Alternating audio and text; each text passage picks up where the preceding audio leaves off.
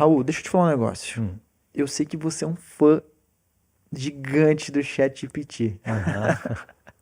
Queria que você falasse um pouco sobre isso, como que você usa no teu negócio, Uhum. o que isso pode dar de dica, e além disso, qual que é a sua visão de futuro? Porque a gente já viu robozinho falando, né? Uhum. Sempre já viu ali, ele tem aqueles bancos assim no aplicativo que tem um negócio horrível, uma resposta automática que nunca Uhum. funcionou muito bem, e daí, bum, chega o ChatGPT e faz o que ele está fazendo.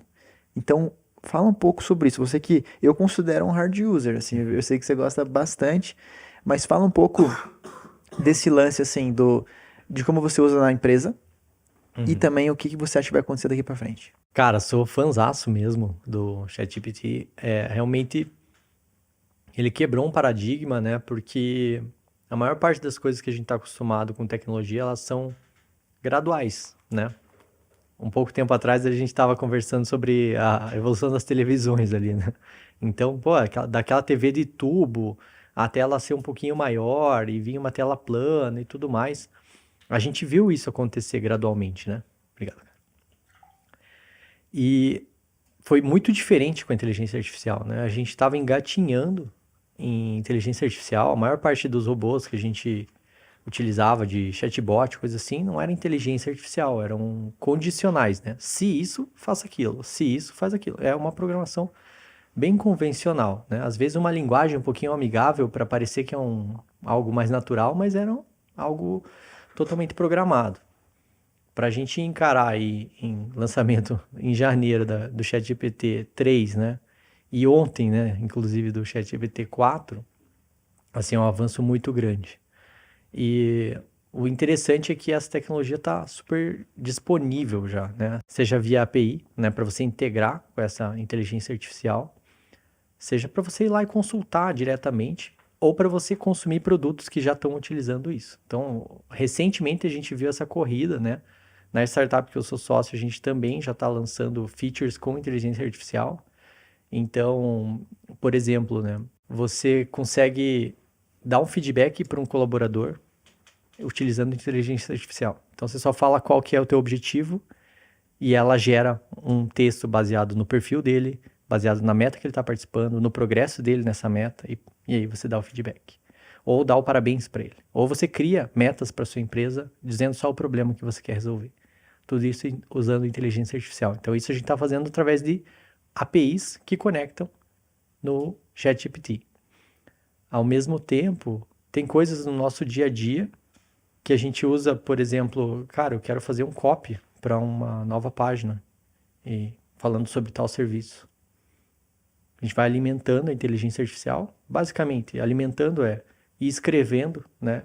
E trazendo inputs para ela entender mais o contexto e depois fazer a pergunta. Muitas vezes a gente faz uma pergunta sem dar um contexto. Ninguém, né, nem a pessoa mais inteligente do mundo vai acertar essa resposta, né, a menos que seja sorte, né? Então você tem que informar. E funciona muito bem, né? Se você tem, por exemplo, um consumidor, você tem essa persona desenhada desse consumidor, você pode ir lá e falar, olha, meu consumidor é esse. Se você fez uma entrevista com ele para entender as necessidades dele, você pode usar uma ferramenta de inteligência artificial para gravar a entrevista e traduzir em texto, né? Existem ferramentas que fazem isso. Copia esse texto e cola no ChatGPT. Ó, eu entrevistei ele e essa foi a nossa conversa. Pum, você deu mais dados para ele. E agora você pode trazer um problema e uma pergunta. Olha, eu tenho esse seguinte problema. De que formas eu poderia resolver dentro do meu e-commerce, que eu já falei o que é, ou do meu negócio, que eu já falei o que é, meu usuário que tem esse problema. Eu já dei todos os dados, e aí eu faço a pergunta. É fantástico, assim, o tempo que ele pode te poupar, ou mesmo assim, a quantidade de ideias que ele pode trazer, né? Então a gente não passa a avaliar uma ideia que eu tive, né? É uma versus outras 30 que ele me trouxe, e aí eu vou tentar entender qual que é a melhor escolha. Você fala Então, com o chat todo dia. falo com o chat todo dia. Falo bastante. E o que que você acha assim dessa evolução que o próximo passo vai ser tão exponencial como foi agora ou não necessariamente? Porque para mim foi uma grande evolução que a gente viu. O que que você Sim. acha que vai ser daqui para frente, ainda mais com a versão 4 agora? Mais exponencial. Mais exponencial ainda. por dois motivos, né? A tecnologia está recém começando. É difícil enxergar uma tecnologia que está recém começando quando ela é nova, né? Mas no passar do tempo, tudo é disruptivo, né? O primeiro iPhone era disruptivo. Hoje a gente olha para o primeiro iPhone e a gente pode achar que a gente entende que estava só começando, né? Então, e a inteligência artificial também, né? Esse modelo, ele está só começando. E também a maturidade das pessoas utilizando isso, aproveitando as oportunidades disso. As empresas estão lançando só agora, né? Nas últimas semanas, né? O Notion, o Miro, várias outras ferramentas utilizando a inteligência artificial dentro, já inserido dessas ferramentas, né? Então é tudo muito recente. O Excel, né? Ou, na verdade, o Google Planilhas, você usar a inteligência artificial para popular um dado, né? Por exemplo, eu posso colocar numa coluna os produtos que eu tenho no meu e-commerce e programar para que na coluna ao lado ele faça uma boa descrição de até tantos caracteres que contenham essas palavras-chave via inteligência artificial. Sabe que eu vi esse final de semana? Que a primeira vez eu falei, putz, é meio sem sentido isso. Mas depois eu fui pensar na usabilidade e é um aplicativo que já existe há um tempo, eu não conhecia. Que é um aplicativo para macOS, que é uma calculadora que você escreve para ela. Daí no primeiro momento eu falei, pô, não faz muito sentido. Mas depois eu fui ver assim o quão prático que isso acaba sendo. Do tipo, você escrever assim, olha, preciso saber quanto que é 8% de 359 mil e eu quero que você me entregue esse resultado de tal jeito. Cara, é muito interessante isso, na verdade. Porque você faz um trabalho ali na mão, né, de fazer o cálculo clássico, assim, na calculadora clássica, só que a calculadora já tem ali uma inteligência, cara, que você fala com ela, que você explica, ó, eu preciso saber disso. Você não precisa dar a fórmula, né? Exato.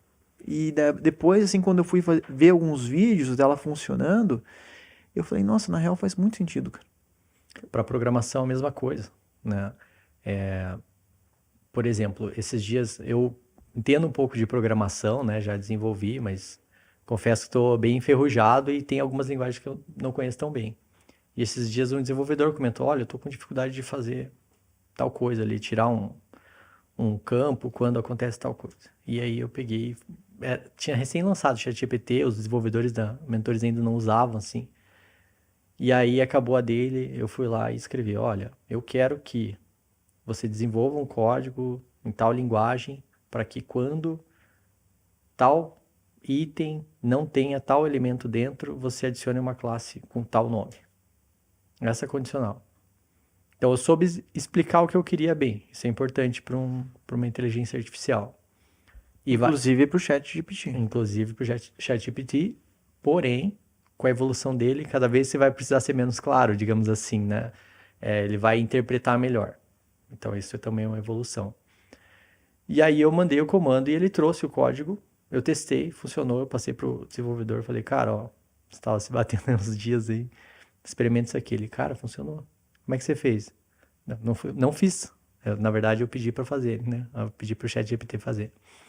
Então, e aí foi o choque, porque eu já tinha falado, ó, comecem a usar. Quando eu mandei esse código, agora ele usa mais que eu. Legal, muito bom.